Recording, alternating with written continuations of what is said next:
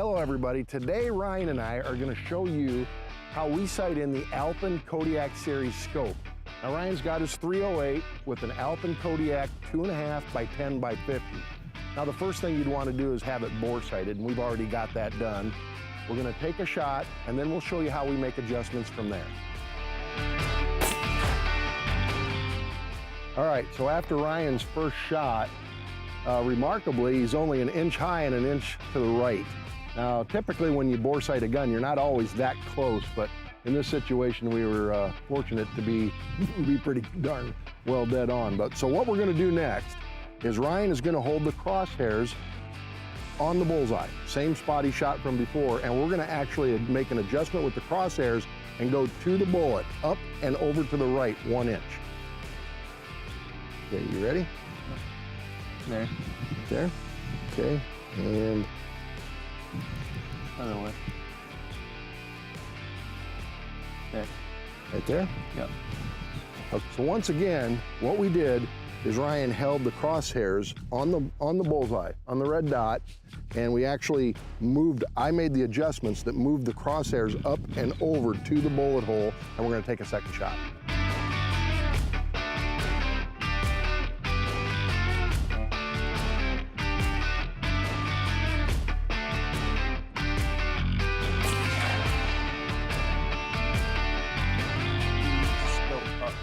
Okay, so on this shot, we brought it over to the left and we're just a little bit high yet, so we're gonna make a slight adjustment and we should be pretty darn close to on at that point.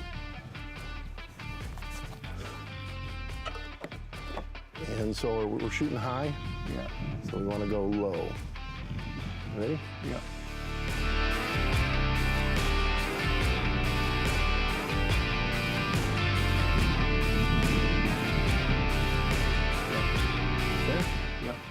Okay, once again, we're shooting just a little bit high. We held it on the bullseye, and I made adjustments to bring the crosshairs down, or actually to the bullet, which in essence is bringing it down to where we want it to be. So hopefully we're on this time.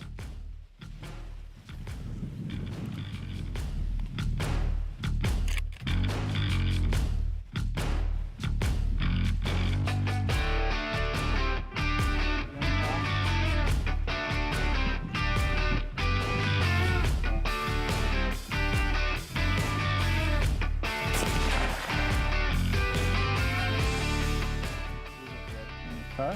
We hit red. All right, we hit red, and that's exactly how you sight in a gun. Man, but you can't wait to get out and go hunting with it, huh? Yeah.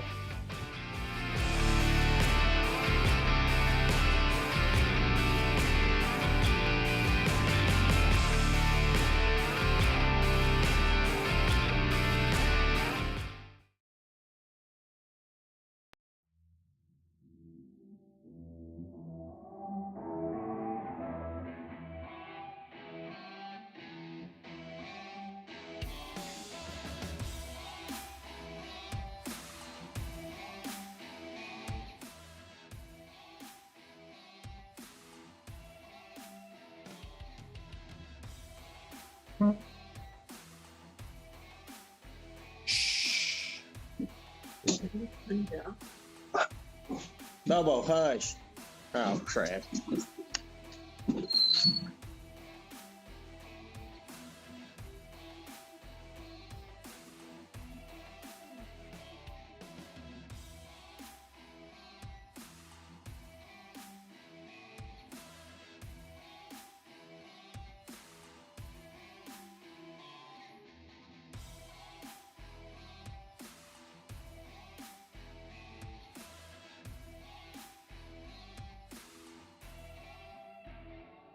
Oh.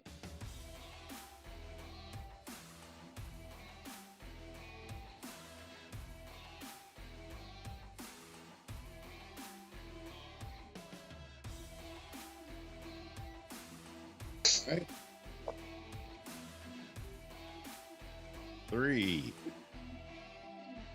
2, go. Good evening, everybody, and welcome to once again another episode of On the Hunt with Alpine Optics. And I'm your host, Rick White, coming to you all the way from Florida. And my guest this evening was here just yesterday, but he's back home in his home state of Kentucky, Mr. Mike McDonald. Mike, how you doing? Pretty good. Still a little tired. Long drive yesterday. Yes, I took off last week from Iowa, drove all the way down here to Florida, and Mike came from Kentucky. But we were down here turkey hunting, and what a turkey hunt it was. Mike, fill them in a little bit on what the first couple of days were like. Well, we got down there Friday. I don't even know exactly what time. What time did we get there? I don't remember, but I remember it was 93 degrees. I remember that. Yeah, it was about 93 degrees. And as soon as we got down there, we got unpacked and we went straight out to do some scouting. Rick and Nikki, a guy that lives down there, went to one farm, and me and Mike went to another.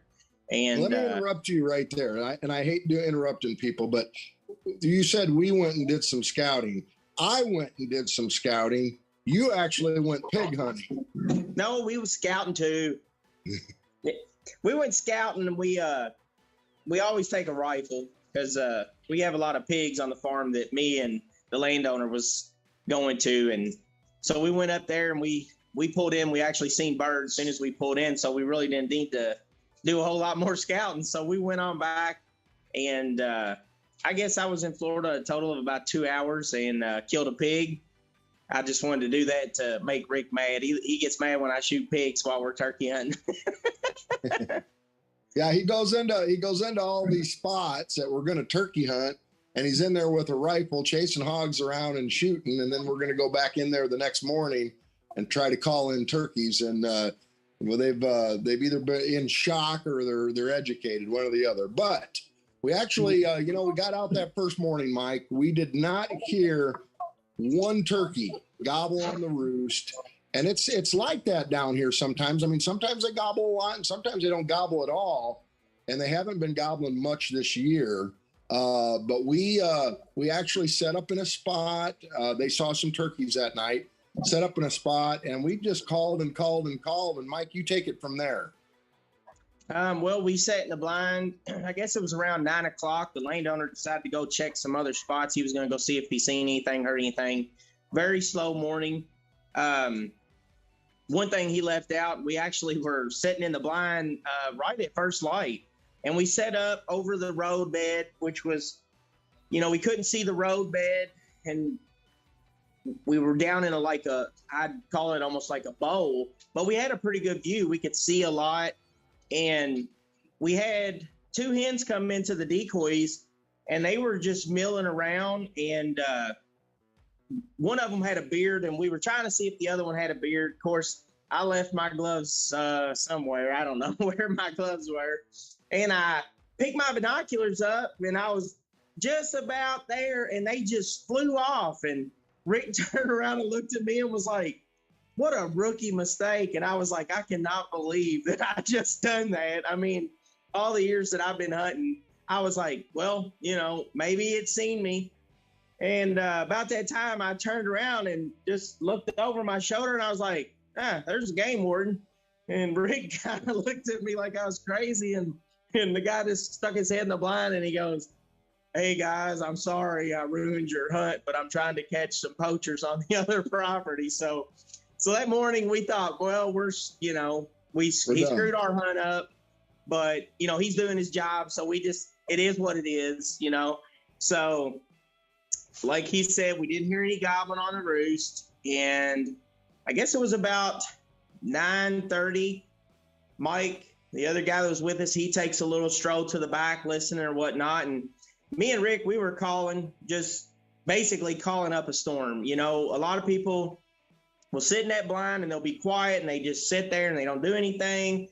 But me and his idea is call every so often. If a bird gets in your area, your circle, and he hears you calling, he may do something. Well, it was about 9:45, and I told Rick, I said, "Man, I think I heard a turkey. I don't know."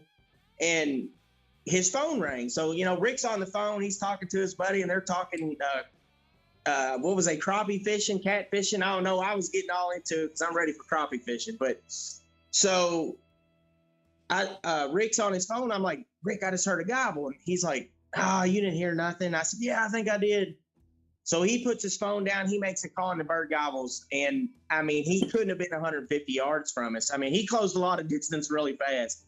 So we got our cameras rolling, and me and Rick was both filming from each side of the blind. And, I mean, from the first time we heard him gobble to the time he was laying there dead was probably a total of about 3 minutes. I mean, he gobbled about 3 or 4 times and strutted right into the decoy, just exactly how it's supposed to be. And, man, it was a good first morning after what we had endured, or so to speak. But, yeah, we ended up getting one bird that morning. So, go ahead. Yeah, you know, you turkey hunters that are watching right now, I can't. I mean, I can. There's certain times that I don't call a lot, but I call a lot. That's the way I hunt. And I'm successful doing that.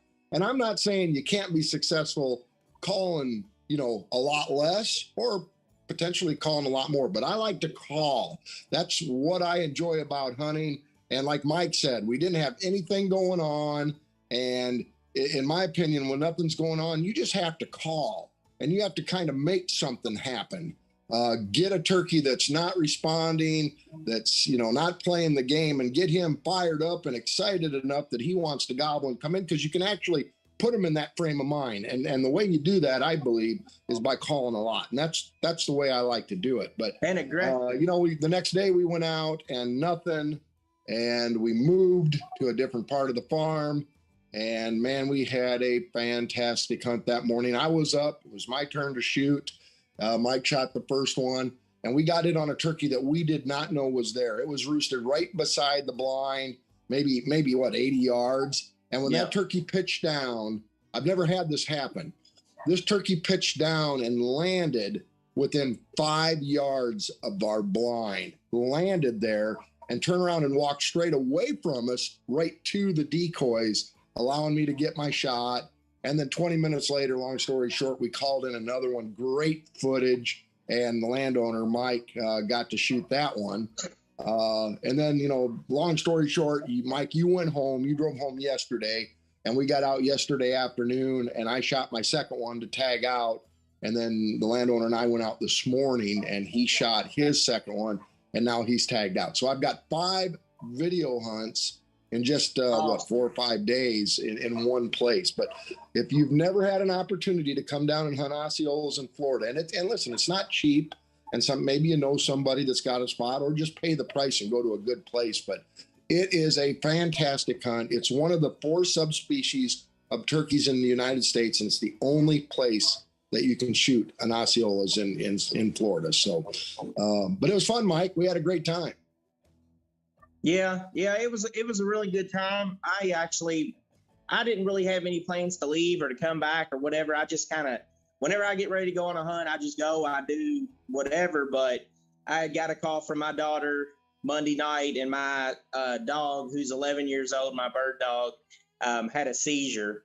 And when you had an 8-year-old that's crying on the phone at 12 o'clock at night and she can't even really tell you what's going on, it was pretty heartbreaking. So I decided, you know, that was it. I was going to come home, and we got the blood work back today. Everything was okay. It was just a seizure. And he said, you know, maybe never have another one, but, well, hey, plug your ears. Plug your ears, Mike, but everybody else that's watching, we were actually glad that he had to leave. So worked out good. No, I'm just kidding. You know, one of the things that, you know, here's something. So we were using decoys, and we do generally when we're filming, unless we're hunting in like inside the woods or in thick, you know, if we're in open woods, like what we were, that, you know, the decoys work fine. But we were using a Jake and 2 hens. And I think on your hunt, we were using a strutter decoy, which worked very well. And then, but we actually had a turkey last night, just before I shot mine, that came in to gun range, but did not want to come into the decoys. And I felt that it was maybe because of my Jake decoy. So I did shoot my turkey a little while later that evening, but we went out this morning and got on that turkey that didn't come in to my Jake decoy last night. So we just took the Jake out of our spread and just used 2 hens. And so if you experience that, you know, and sometimes your Jakes will spook, or maybe not spook, but keep those gobblers, they may stay away from you, or a strutter decoy perhaps. And when you experience that, just take it out of your spread, go with your hens, and he come marching right in. And these hunts will all be on our show on the Through the Eyes of a Hunter. We'll probably have it on a DVD for people to watch. But I mean, fantastic hunts, and you know, and I'm still down here, so I head to Georgia on April 2nd to start hunting, and I don't know what you've got next, Mike. You were thinking about heading to Georgia. I don't know if you're going to or not, but yeah, I'm definitely going to go. Well, I was actually planning on going the 2nd and 3rd, but we have a Corsair Children's charity fishing event, and Alpin actually donated some stuff for the fishing event, so I decided to go and do it. It's for a great cause. Corsair Children's Hospital here, they mean a lot to me. I had a daughter that was born premature, and they paid a lot of the bills. I mean, we had hundreds of thousands of dollars in medical bills, and they took care of it. And so every chance I can do anything to give back to them, it's great. And who doesn't like crappie fishing? So I get to go crappie fishing, and I'll probably head out sometime that week, and I'm going to go to Georgia as well for a couple of days and see if I can get redemption. We had a rough time last year. It was very hot. Birds wasn't gobbling very well. We did see some birds, but they didn't act like turkeys, which, you know, a lot of times turkeys don't act like turkeys, and it drives you crazy. Yeah. Now, Mike, you're going to this event.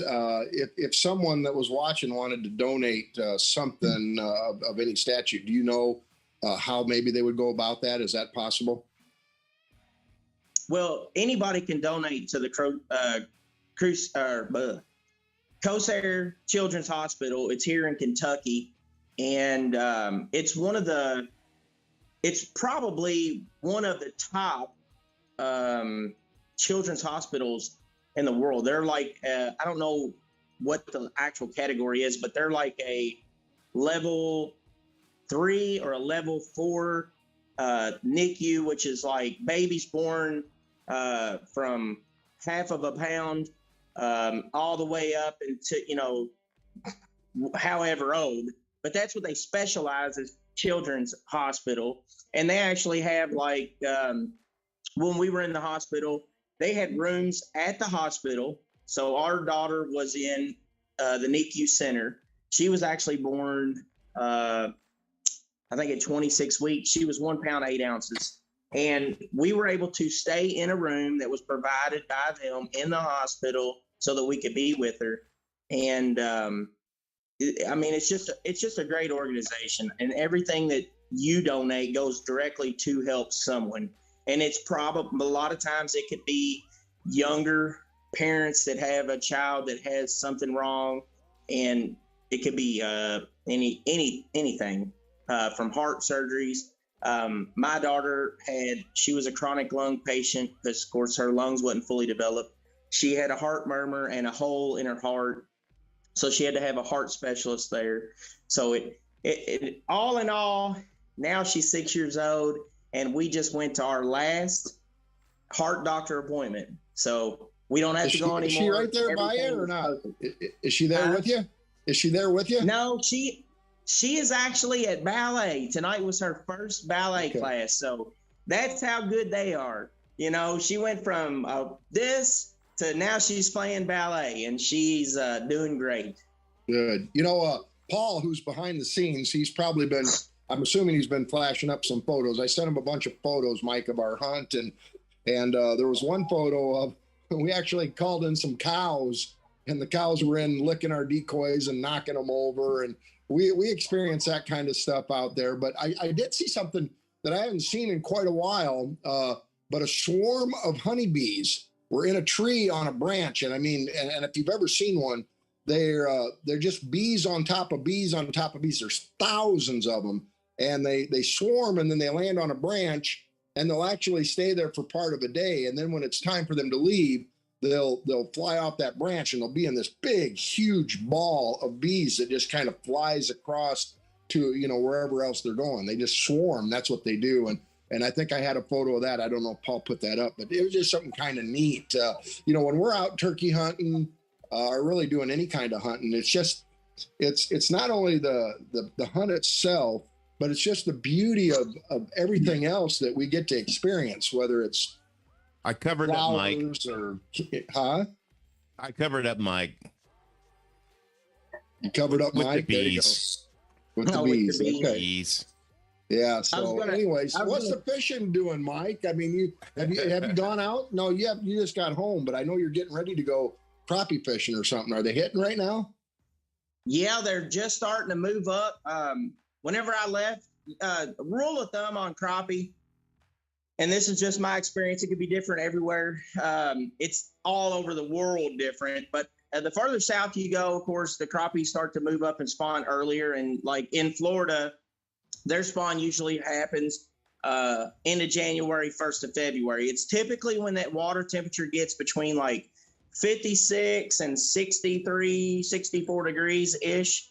But on a rule of thumb, if you want to crappie fish and you really want to experience the best that there is, especially here, like in the Midwest, when the dogwoods and redbuds start to bloom, that's typically when you're getting those warmer days and that water temperature starts to warm.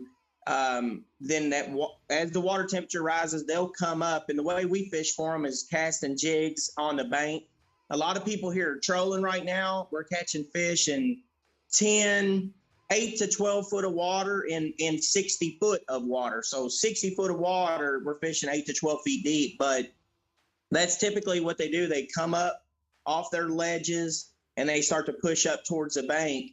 And man, there ain't much better fish to eat, especially around here. I mean, walleye are good up north, but next to that, I'd just take your crappie over anything. Yeah, I mean, they're obviously good. Mike, you and I each shot turkeys that we were having, took to the taxidermist. We're going to have them mounted. Again, these Osceolas down here, we each shot really nice ones. And I've been wanting to mount an Osceola for years. I've shot lots of them, but this is the best one I've shot. So, tell the people what you did to take care of yours to get it home, and then I'll let them know what I'm doing to mine, because I'm actually going to be a couple weeks longer getting it to a taxidermist. So what did you do? Well, when I was down there, when I decided I was going to mount it, the bird that I shot is probably one of the better ones that I had shot. I did shoot, my first one was a really good bird also, but this one was an older bird. He had one broken spur, but he was probably a 4-year-old bird. I'd say you would agree with that. He was older. 4 or 5, inch and a half spurs. So yeah, he had an inch and a half spur, and the other one was broke off. He was a fighter. But when I was down there, we couldn't find anybody with a deep freezer, and I was actually planning on taking my bird to the same guy that Rick was going to use. He's a very good taxidermist, but he's just a lot further than I am. And hopefully when I get my Merriam here in a month or so, hopefully he'll get it. But I took mine and I went and got a 150 quart cooler. I didn't take a cooler down with me. It's a whole nother story. But I just bought a cheap cooler from Walmart. I put ice in it and I took the bird. And I would recommend that you take like a paper towel or some toilet paper. And if you're gonna put it in something that you can't freeze it, you should, which I didn't, but I knew that mine was going straight to the taxidermist. It's actually dropped off right now at John Beard Birds Only Taxidermy. And if you'll take some paper towels or something and shove them in the beak and wrap the head up, that'll keep all the blood off those feathers and keep it from doing anything. And then I just put it in a black trash bag, rolled it up tight so no water could get in it, and set it on top of the ice. And that way, when you get there, you don't have a drenched bird, which makes it harder for them to work with. And as well, blood can get on those feathers as well. And if that blood gets on there and dries on those feathers, it's really hard to get it apart. You have to soak it and then pull them apart and hope that it doesn't tear. Right. So, I mean, in a nutshell, you basically just kept yours cold. I mean, that's the trick. Now, me, and listen, if you're going to do what I did, make sure you talk to your taxidermist because they'll tell you how you want it done. But I actually cut the tail fan off of mine because when I put it in the cooler, I don't want the tail fan getting bent over and feathers broke and stuff. And they cut them off anyways before they mount them. So you just need to find out if you're going to do it exactly how they want you to cut it because every taxidermist is a little different. And I also wrap the head with a rag and then I'm freezing mine. So I need to keep mine froze all the way home, which I've made those arrangements. And when I get home, then I'll keep it froze until I do get it to my taxidermist as well. So just some of the things you might consider. There's lots of great taxidermists out there, and there's lots of different ways to mount turkeys. But Mike, I wanted to say something else. So you got to leave, and you had mentioned the game warden had walked up on us, and he felt so bad that he felt like he ruined our hunt, and he wasn't there to check us. He was just using our property to access some people that he was having issues with. But he contacted us after you left, and we met up with him, and I got a Florida Fish and Wildlife patch from him. He felt so bad. So you didn't get one. You didn't get one, but I got it right here. So I got to rub that in. Hey. Yeah, I'm sure I didn't get one. Yeah, well, he actually gave us two, but your buddy Mike said, I don't want one of them. So he got yours. Go figure. How are we doing on time, Paul? We are about 7 minutes out. 7 minutes out. Okay. So, I talked to fellow pro staff member, John Dallas, earlier today, who I hunt with in Indiana. And he's been out doing a little bit of scouting, and he said he's starting to see a lot of gobblers, and they're strutting. And he's the population in most of the areas that I hunted last year. In fact, all the areas I hunted last year, the turkey population was down, and we've talked about this before, but it seems to be rebounding in a lot of areas, including Iowa. But it sounds like Indiana as well. I'm hoping Kentucky is, because I'll be going to Kentucky. I was happy to hear that. Well, any idea what your turkeys are doing right now? They're probably playing the game, I would imagine. Yeah, our birds are starting to gobble, and they're starting to group up. I actually had pictures. Probably, I don't know. It's probably been 3 or 4 weeks ago now. On my farm that's behind my house. The population has been terrible there. We haven't had a gobbling turkey on our place for like 2 or 3 years. And last year we had 2 show up. And we had several hens, but this summer we seen 2 different groups. I had 26 babies on my farm, and I believe all but one made it, because one, I found a pile of small feathers in one of my food plots, but we had a lot of birds and they made it. I think we just had great weather for it last year. It wasn't too wet. It wasn't too dry. We had a mild summer, and I think the birds are starting to come back. But I had 29 hens with 1 gobbler about 3 weeks ago, and he was strutting. I'm not saying he was probably anywhere near ready to breed yet, but I would say now they're going. And I'll get out this weekend and listen and see what's going on. I mean, absolutely. And I said, typically some of these southern states, I've hunted a lot over the years. And like I said, sometimes we get spoiled in the Midwest because our turkeys gobble and gobble and gobble nonstop. I mean, they do gobble. And in Kentucky and Indiana and Ohio and they gobble. Down here, the turkey that Mike shot this morning didn't gobble one time on the roost. Now, he was roosted within 100 yards of where we were set up. He never gobbled on the roost. However, once he flew down and we started calling, he actually gobbled about 5 times before coming in. And when he came, he just came running in. I just want people to understand that sometimes the southern turkeys you're hunting down here can be tough, because it is hard to hunt a turkey that does not want to gobble. It's really hard, and it's sometimes hard to sit there for long periods of time when you're hearing nothing. But you have to do it when they're not gobbling. It's a game of patience, and you better be patient. Also, I was going to tell you, I don't know if you remember last year when I was in Georgia, I met a guy named Derrick Spinks. I'm just going to give him a little shout out. I met him last year in Georgia, and he hunts public land, and he hunted last year probably 22 states, I believe, and he killed a bird in every one of them. I mean, he's a real go-getter, mostly public land. He sent me a picture. I believe it was last night. He killed his second bird on public land in South Florida. And I think he told me he had walked like 9 miles. So if you decide to go to Florida and you want to hunt public land, there is some rules and regulations, like some units you can't hunt the first 2 days without getting drawn. One unit you can't hunt the first 9 days, but after that it's open to the public. So there is a lot of and you need a special permit for that as well. You need a special permit. Well. You have to get a stamp. You got to have your tag, and you got to have the permit. But we were actually looking, and I don't know if you remember me saying this or not, but Florida almost has as much public land to hunt as Wisconsin, and Wisconsin's big. Florida's not probably a quarter of Wisconsin, and they have almost as much public hunting land that's accessible from the first day to the last day without no quotas. But it is very tough hunting, and you have to get out there and you have to do your homework and you work at it. But you don't think that you have to spend $3,000 or $4,000 to go down there and hunt. Get a couple of your buddies, go down there. I mean, who doesn't love Florida, first of all, Rick?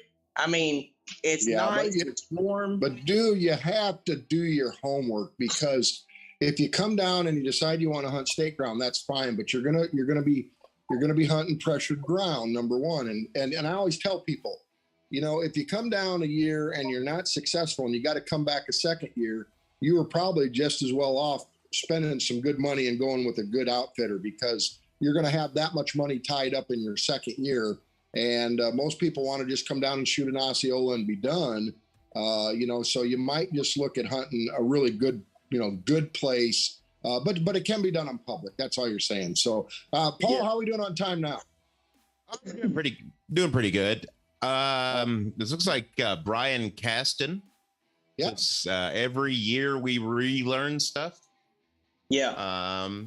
And then Becky Messer-Whitaker says hello. Hey, Becky. And Billy Burris. Oh, Billy, all right. Hey, Edwin. He says hello. Yeah, well, that's good. Yeah, we use J.W. Jones. He's also on here. Oh, good. We did. Good. We was using Edwin's call so much we had him smoking down there in the blind opening day. We thought we was going to have to get new strikers and new sanders made. Well, I've been using this aluminum call that he made, and it's my favorite call. It really is, and I've been using it for several years. And he finally said to me this year, he said, "Rick, can you maybe promote one of my other calls?" And he made me a couple of slate calls, which I knew were going to be turkey killing machines. And I came down here with those slate calls, and they did exactly that. I mean, they're on fire. So you're looking for a good friction call, get a hold of Mr. Wingbones. And if you're looking for diaphragm calls, I've got my own line. And even Mike, now, I hate to say it, Mike, but you sound as good as I've ever heard you. And I got to give my calls a little credit, because that's what you're using. So Stanley Tanner says, hello, Rick and Mike. Well, Stan, glad to have you on the show. So I believe it's his wedding anniversary today or something. I seen something on Facebook. I think it's Stan. I may be dead wrong. It might be his birthday, but whatever it is, congrats, Stanley. So, anyways, we were using the action camera down here, and I was trying to work out a few of the bugs and get to understand it a little better. And I've got a good concept of it, but the footage that we've been recording with it is phenomenal. That 4K footage is, I got some really neat stuff with it. So we look forward to showing people some of that, and we'll get it over Cool. to Paul, and he can share some of that stuff too. So, Well, Rick, I guess we've come to the end of the 30-minute period of On the Hunt. I like when I have Mike on the show because I just say one thing and then he talks for a half hour. So that's good. But so anyway, hey Mike, it was good hunting with you down here, and we'll be talking to you here soon. Thanks for doing the show, Paul. Hey, thanks for being behind the scenes and putting everything together and keeping it moving along. And I'm going to sign off now. Make sure you check us out next Wednesday. I'll still be in Florida until the following week, but we'll be on next Wednesday, 6 to 6:30 Central Time. Join us. Make sure you follow along. And anyways, we'll see you then, Mike. Take care, guys, and I appreciate everybody coming along with us tonight. Thanks again, Mike and Carol, for having us down. You're like family to us. I'm gonna miss y'all till we see you again. And I get to eat pork chops tonight. So anyways, good night, everybody. We'll catch you later.